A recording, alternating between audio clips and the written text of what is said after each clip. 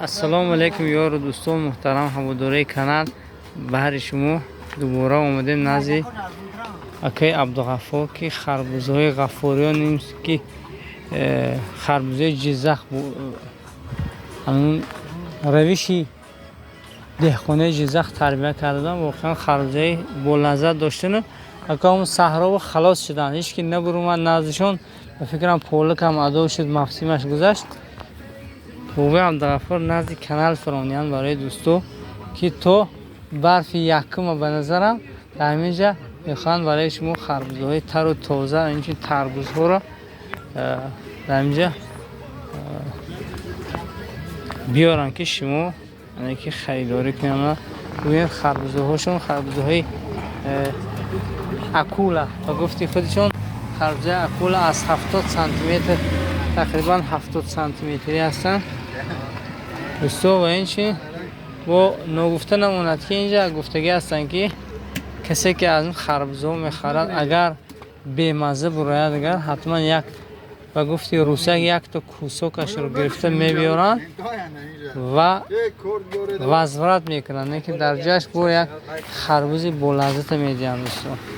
اون خیلی دل گردی وسیع دارن، دل گردی وسیع دارن، میخوان که خیلی یعنی که دلالت برام میکند که خربوزهاشون شیرین بوده است. گفته گارانتیش قطعی ها. سال گرم اینه که خربوزه از 20 تا چنده تا 40 سوم. تربوز هم خیلی دوستو یک روشی خاص دارم برای خربوزه کشی اکای عبدالغفار. اول سرش میگیرم بعد میونش جوته میکنم.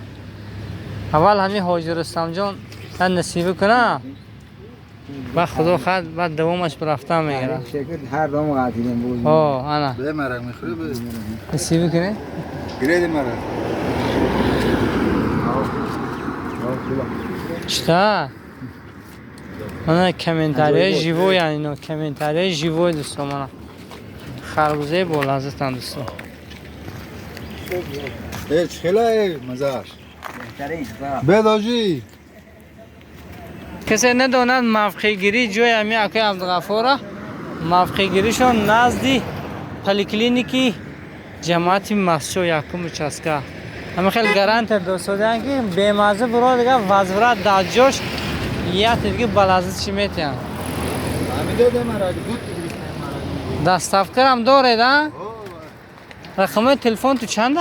755 34 میتونه دوستو زنگ دیده می رقم قطعی با من خیلی در زیر نور میگذارم بهشونه رقمشون میگذارم حتما زنگ میزنه دوستو. نه و طور نمیگذاره بس وقت تو خربوز نمیخوری مرا من نبریده داخلی ما همین سیام کنم کنده بلازده کار نکنه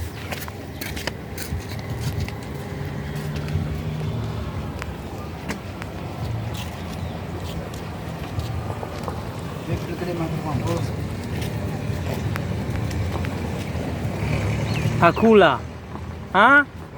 نوماشون اکولا گفته انسان چوت انسان نوماشون نبرم دست اکولا چند سانتی متره؟ چند کیلو میبروده با؟ 12-13 کیلو بهترین. های دوستان این بود برای شما اندک نوار گرفتم از نزدی گوشه دهخان خربوزه غفاریان. با همین دهخانی ها اینه ازبکستان ها. خربوزه و تربوزه ازبکستان هستن. اینه جزخه اینه کجا کنم منطقه اینه زامین. اگر دونه دیگه زامین تومانی میگوید اینه همون منطقه بودیم.